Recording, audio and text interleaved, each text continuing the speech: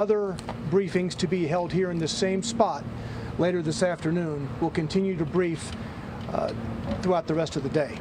Chief Drake. First and foremost, I want to say thank you all for being here on this very unfortunate situation. My heart and prayers go out to the families of the 6 people who were tragically injured. What I know at this point is at 10:13 today, our officers responded to a shots fired call to Covenant School. It's a church school. Officers immediately responded. A team of 5 immediately went in the school, went to where gunshots were being heard, and engaged the suspect. We have identified the suspect right now, tentatively a 28-year-old female white. We know the address of that person as well, and so we have some ongoing investigations as to that. We have 3 adult victims, and we have 3 children who have been identified, and their families have been contacted. Right now, I will refrain from saying the ages, other than to say I was literally moved to tears to see this and the kids as they were being ushered out of the building. I want to say thanks to all of our partners, to the FBI, to the ATF, and other federal partners, to the THP, Tennessee Highway Patrol, the TBI, the district attorney, and to the fire department, who all came together and seamlessly addressed this situation as quickly as possible. I've already gotten a request from the national media about a great response. We're still assessing that as well. But what I can say, and what I've said before, is that whenever I hope that we would never have this situation, that if we ever did, we would not wait. We would immediately go in and we would immediately engage the person perpetrating this horrible crime. And so that's all I can say. Right now we have David Rouse, director of the TBI, who will come out to me to address his portion, and then we have others that will say something as well. So thank you. Thank you, Chief. Again, I want to echo what Chief has said in reference to the great support and the great teamwork that has been taking place here, and as well as sending our heartfelt prayers to the families, to this community of these victims. Now, I know there'll be people who want to criticize us for prayers, but that's the way we do that in the South, right? We believe in prayer, and we believe in the power of prayer, and so our prayers go out to these families. The role of the TBI in this investigation is we have been asked by General Funk to assist in the officer-involved portion of this incident. So the incident where the officers engaged the suspect, we are assisting the Metro investigation. And the reason we've got Metro doing the primary investigation is because it was a fluid scene. So there wasn't a single stop in the action. And so as they investigate the homicides, then we felt it was most appropriate for them to continue that investigation. But we will assist as in our role as an independent oversight on the officer-involved situation. And so that will be the role of TBI. We too want to thank all of our partners. It is special. We've had this conversation, unfortunately, too many times in Tennessee, and that is that you wish you wouldn't have to do these types of scenes. But when you do, you want to have the working relationships that we have in our law enforcement community here in Tennessee. It is amazing. And we've all come together as one and working very tirelessly. And we'll continue to work together to address this situation. It's a horrible, senseless tragedy. And we will be here working with our partners to get through it. And next, I'd like to introduce the District Attorney General for this area, Glenn Funk. This is the ultimate crime when school children and caregivers are the victims of senseless gun violence. Can't say anything before we first express our concerns for the victims and their families and the extended number of victims that are traumatized by today's events. I came out on the scene today because our current operating procedure is that when an officer is involved in a shooting, that the TBI comes out, and I knew that this was a unique case, and I want to make sure that everything was handled appropriately. Director Roush was out here almost at the exact same time I got here, and Chief Drake had already been on the scene for a while. The three of us met and talked about how the investigation was going to be handled. We made a joint decision affirming what the two law enforcement leaders, how they wanted to proceed, which was that Metro was going to handle the bulk of this, but the TBI would participate in a capacity to continue with making sure that we have transparency in everything, and to make sure that any backup that MNPD needs in this continued investigation would be provided. Can't not stress enough how seamlessly that worked to have a conversation, a decision to be made quickly and appropriately as far as how the case was going to be handled from here. Hats off to Chief Drake and to Director Roush. I also want to thank Chief Swan and our federal partners as well. While I cannot comment about the ongoing nature of the investigation, I'm really impressed with the work that's being done by law enforcement. Yes, good afternoon. First, let me just say, as everyone else, what a tragic day here in Nashville. So our hearts and our prayers do go out to all the family members, and also the first responders that actually made this call. As always, the fire department and Office of Emergency Management, our job is to support, and we were here at the beginning and we'll be here to the end. We just ask that everyone, again, as it was said earlier about prayer, we ask for that. And the ongoing support that's needed from our standpoint is to give support in any area that's asked for on the scene. So again, we thank you, and from this point forward, we'll just continue on with our mission and try to bring some type of closure and resolution. Thank you. I anticipate there will be another briefing at or before 4 o'clock.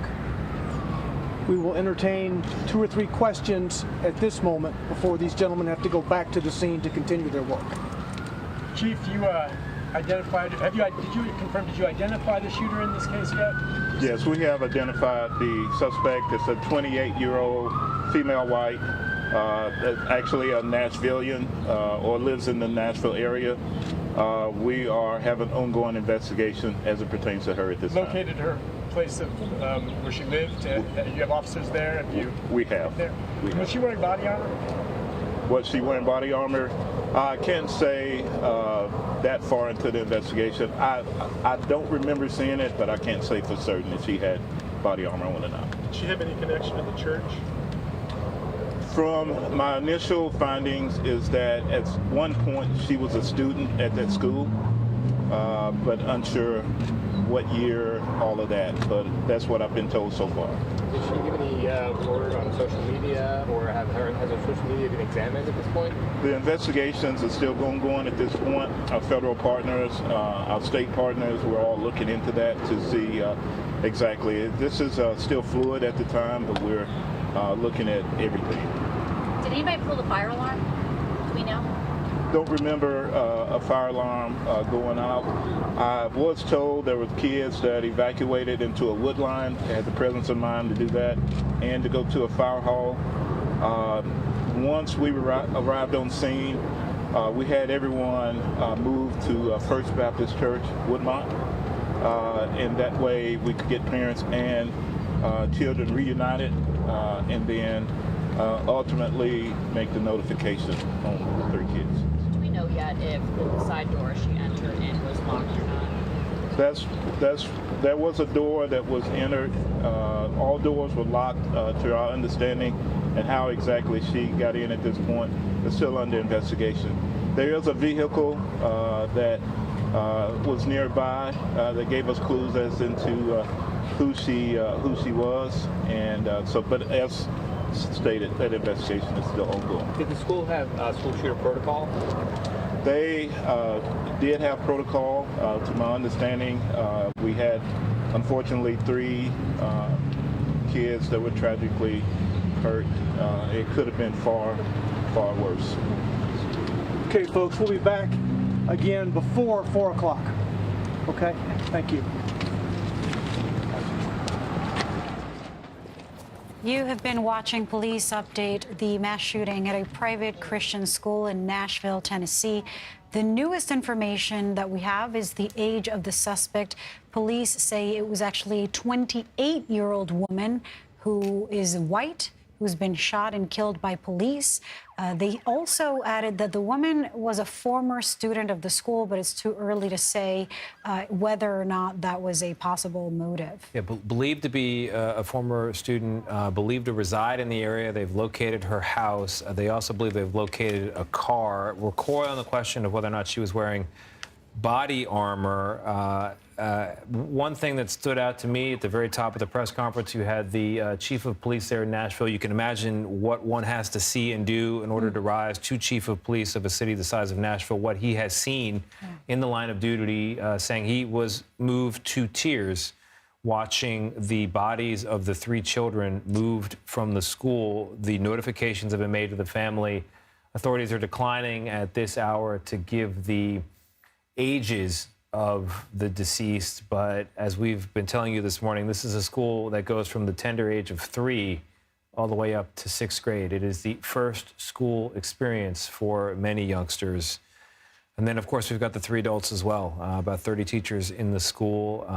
We can only assume that these 3 adults, since they were not the shooter, were affiliated with the school, possibly teachers, possibly part of the staff. It's a small school from what we know, around 209 students, as you said, 40 to 50 adults, a small school in what seems to be a close-knit community.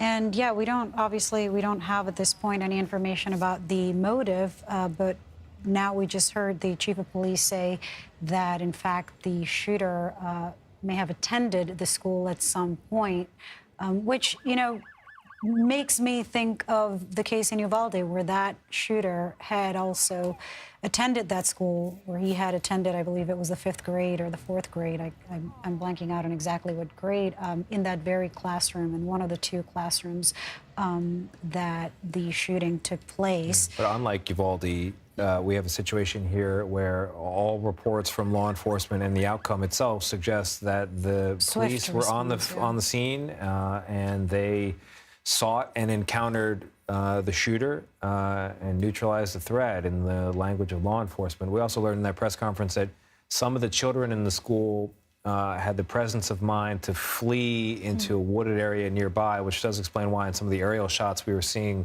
police in the woods, they might have been looking for any children who were stragglers who were still hiding. Unfortunately, children just have these kinds of training. What we heard is that the school has training in place for an active shooter. The students take part in that, and it's just so grim to think of children that young being so well trained. But perhaps it's something that, or not perhaps, it's something that's become inevitable at this point. Earlier today, President Biden addressed the shooting during a meeting in the White House. Let's take a listen to what he had to say. The reason I spent a little time in the kids, I just want to speak very briefly about the school shooting in Nashville, Tennessee. You know, Ben and I have been doing this our whole careers, it seems. And it's just, it's sick. You know, we're still gathering the facts of what happened and why. And we do know that as of now, there are a number of people who did not make it, including children. And it's heartbreaking, a family's worst nightmare.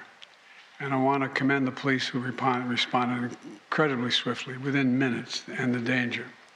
We're monitoring the situation really closely, Ben, as you know. And we have to do more to stop gun violence. It's ripping our communities apart, ripping the soul of this nation, ripping at the very soul of the nation. And we have to do more to protect our schools so they aren't turned into prisons. You know, the shooter in this situation reportedly had 2 assault weapons and a pistol, 2 AK-47. So I call on Congress again to pass my assault weapons ban. It's about time that we began to make some more progress, but there's more to learn. But I just wanted to send my concern and hearts out to so many parents out there. I've been to so many of these sites, as Ben knows, by virtually every one. And one of the things you folks should, I know you do know, but you should focus on. You know, just like when in the military, my son was in Iraq for a year, other places, there's so many members of the military coming back with post-traumatic stress after witnessing the violence and participating in it.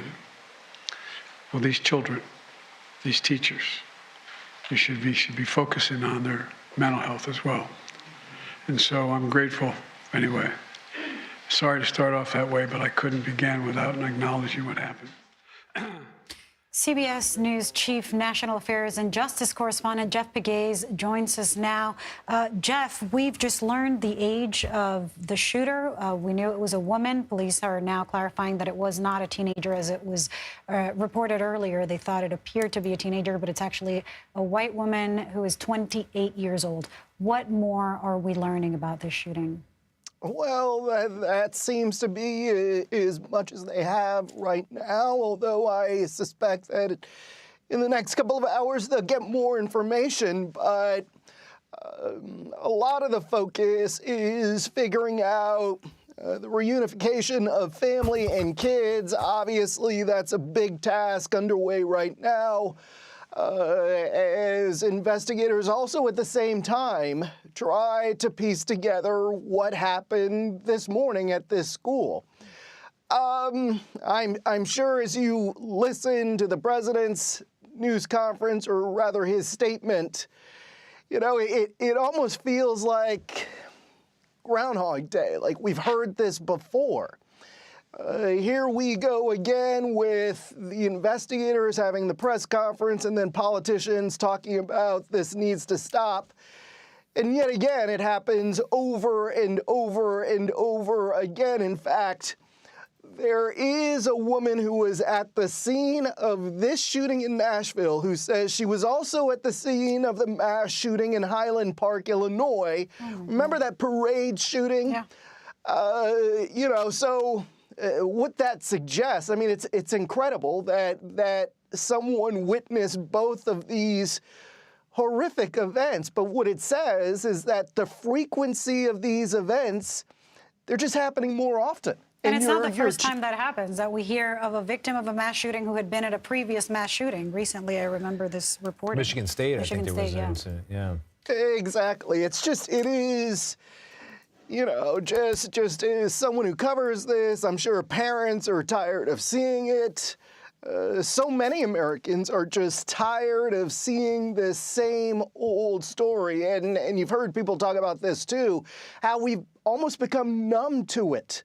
You know, I've been around long enough to have covered Columbine, you know, and at the time that was such an anomaly. It really changed so much in terms of how we, you know, carry out safety at schools, how you have to talk to your kids about the potential for this kind of thing happening. But since Columbine, it is sort of multiplied the severity of these cases, the frequency of these cases, the type of weaponry used.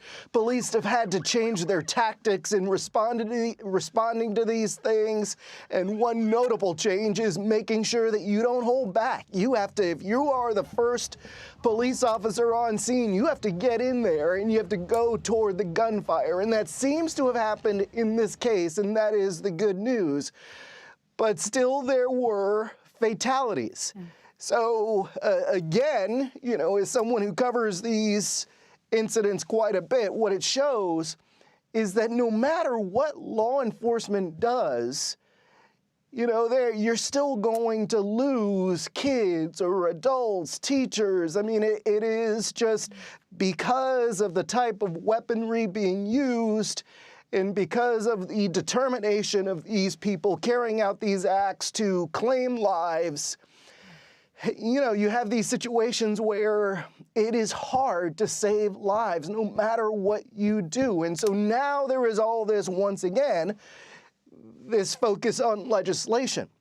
And we don't know anything about the safety within the school either, Jeff. I couldn't hear that in the press conference, whether they said whether there was school security officers or, any... I actually did catch that. You did? Lily. Okay. So it's a church with the school attached. So it doesn't have a school resource officer, which from the press conference sounded like was standard under the law of Nashville or under the way they do business there in Nashville. So it's a particular situation. Jeff, your point is well taken.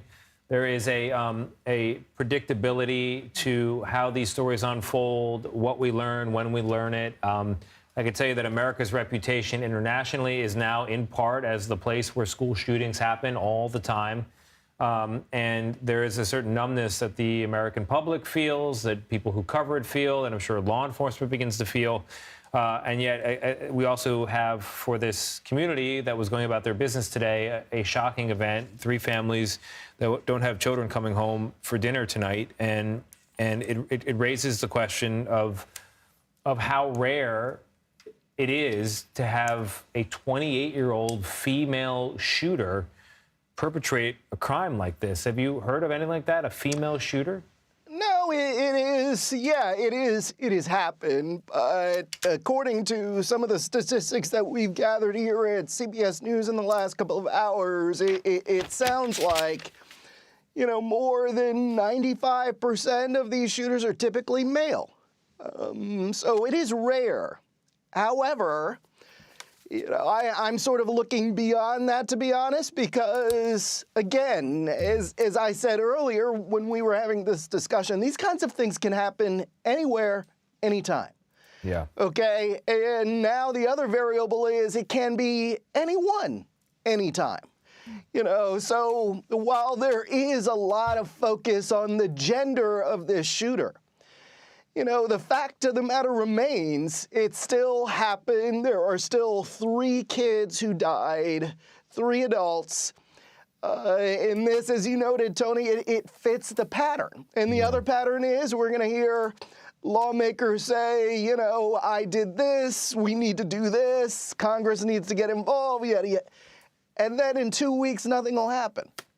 Yeah. To be, let's be honest here. It's the same kind of pattern. And in the meantime, you have this community that's shattered. You have this school. I don't know how anybody's going to send their kids back to the school. It is so sad how these things continue to unfold. And you can kind of see the frustration, the anger in the voice and the eyes of the police chief there in Nashville.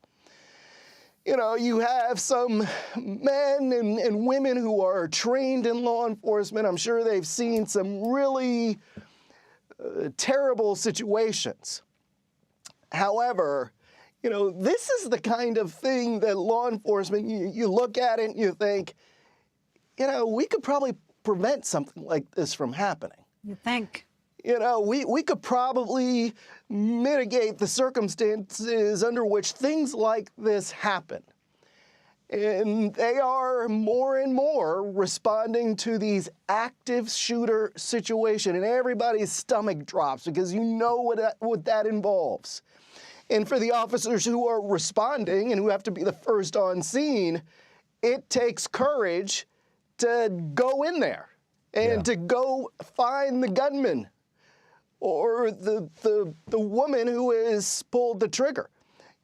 So these situations are so sad, and you're right. It has become uniquely American. But if you see what is happening overseas, it is this American phenomenon that has sort of been imported to some you know, some countries overseas because they see what's happening here, and people, again, who should not have guns in those countries are now carrying out mass shootings too. It's really, really unfortunate.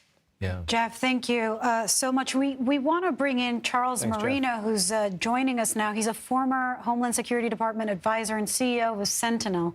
Can you just give us your take, Charles, on what we've been learning? What's been going through your mind, given your experience? Yeah, well, it's a tragedy that our schools have become these high-value targets and need to be defended as such. They need to be fortified, and schools now have to become, in a security sense, the last line of defense to prevent anybody from getting into schools. We see it here that there's no standardized profile. Yes, there's been a history where we've heard that they're primarily male and white, but we're seeing that evolve. We're seeing that cross races. And now today is a perfect example. We're seeing an unprecedented situation in which a 28-year-old female is carrying out this attack. So what it tells us is that this is very specific to the person and to the site or the venue, and that there was some grievance with this school in which this female was connected. So it tells us that if you cannot catch this early in advance and disrupt it, that you're going to have to have the mechanisms in place to mitigate it, to stop the attack. Yeah, well, I mean, Charles, I understand. I hear you talking about hardening schools, but, you know, at the end of the day, it is a church with a school attached. There are parking lots. People have to walk to cars. If you really have a grudge against that particular institution and you want to do harm, you don't have to go through a side door. This young lady, this shooter, this killer could sit right out in front. So is there another alternative security-wise other than continuing to harden the structure itself? Because it seems to me there's still soft spots. Well, it's definitely a multifaceted approach, and it involves having somebody on site, like a school resource officer. That could be an on-duty law enforcement officer or an off-duty that's in uniform, has a visual deterrent to show that there is armed security there at the school, and preferably law enforcement. The county I live in, we have school resource officers in every single one of our schools. Now, I understand that not every community has the means to do that. But I can tell you that parents are now, when they're sending their kids to school, expecting that to become part of the overall security plan. So if deterrence fails to dissuade somebody from attacking a school, at least you have a school resource officer that's there to immediately respond. While the response in Nashville was exceptional, 14 minutes to make contact with the school shooter, it would be that much faster to have somebody there already in place that could respond. Now, we also have to look at where are these guns coming from with respect to school shootings. And that is, these are typically legally purchased, or they are in the home of a family member or a friend where the weapon was legally purchased. So this is not what we're looking at when we talk about street crime, for example, where you have black market guns that are changing hands frequently. These are legally obtained weapons that are either legally obtained by the shooter themselves, or they're taken from a family member because they're not secured properly within the home. With that in mind, I assume that, you know, there is something to do to prevent these guns reaching the wrong hands, policy-wise. Well, there is. But, you know, as I tell every local community, if you're waiting for the federal government to provide the solution and solve this problem, it's not going to happen anytime soon. Where this should really be an exceptional example of a bipartisan effort to crack down in the areas of gun ownership where you need to. And that is, if you are a legal gun owner like myself, that weapon needs to be secured in the home. And if it's not secured in the home and it's used to carry out an attack like this, then you need to be held as accountable as the school shooter themselves. Wow. There's no reason why there should not be enhanced background checks for gun owners. Look, I mean, there are things that we can do. And this is coming from me as a former law enforcement official and as a legal gun owner. There are things that the gun owning population, the legal gun owning population, would agree to. And enhanced background checks and securing of weapons are two of those immediate areas where you would have gun owners say, yes, that makes sense. That's not overreach. Yeah, well, that's something that I've certainly heard in the most, gun owning and Second Amendment celebrating communities across this country from the people who love their guns. They agree with at least those 2 points you're making. Charles Marino, thank you so much. We're going to take a quick break now. All right, we'll have the latest on the storm recovery in Mississippi in just a moment.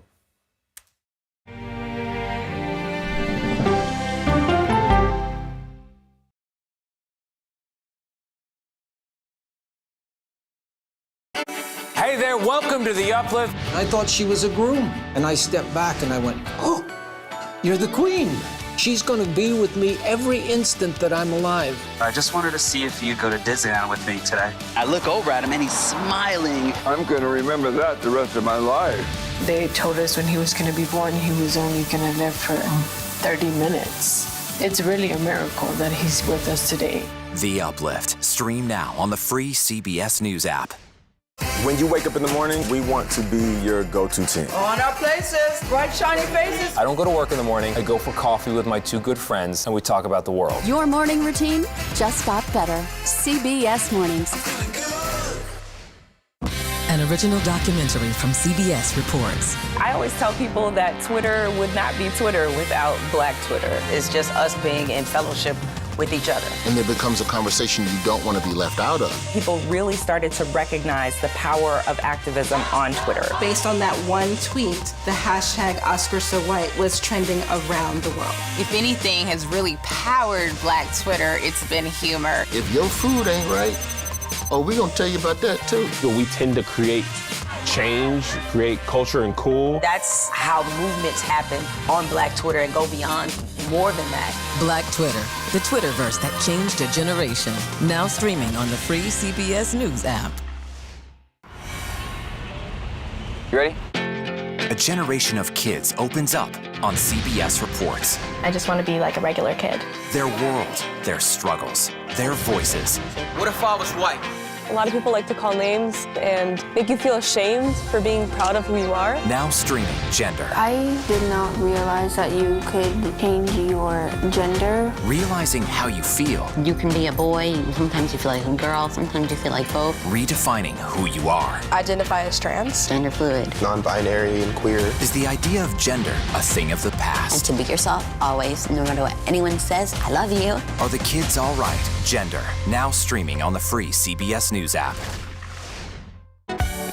Stories that inform. Or you can be really old at 60, and you can be really young at 85. Inspire. How do we unlock the power within ourselves to be who we want to be? And brighten your day. The best part of fame is making people feel good. Always send the people home happy. Make every day a little more like Sunday morning. Here comes the sun. Stream now on the free CBS News app. The news doesn't have to always be depressing. What do you love about running? It can be uplifting. That human connection that we create on the broadcast every night is incredibly important. President Biden in Mississippi, moving on to another emergency, has declared a state of emergency there following the tornadoes in the western part of that state. They're still reeling there. More than 24 people killed. The massive tornado was on the ground for more than an hour, and it spanned about 60 miles. A storm tore through many communities, including the town of Rolling Fork. That's just over the Louisiana line and west of Jackson, Mississippi. The powerful winds destroyed a big part of the town. Volunteers are on the ground.